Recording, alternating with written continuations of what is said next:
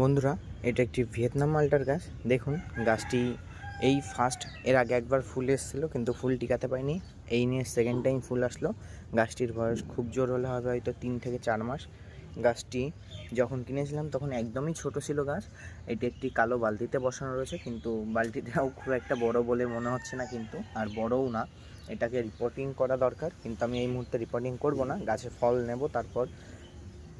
যে কারণে আমি ভিডিওটা করছি যে অনেকে রয়েছে ছোট গাছেই ফল নেয়, অনেকে বলতে আমিও নিই, কিন্তু সেগুলো হচ্ছে নতুন ভ্যারাইটি হলে যে টেস্ট, মানে তার টেস্টটা বোঝার জন্য নিই।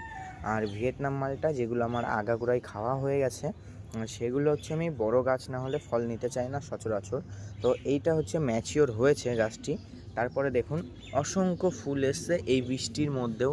এই যে ফুল, এইদিকে ফুল রয়েছে, এখানে ফুল রয়েছে। তো এইখান থেকে কিন্তু এবার আমি ফল টিকাবো এবং ফল টিকে কিন্তু আমি টেস্ট রিভিউ দেবো।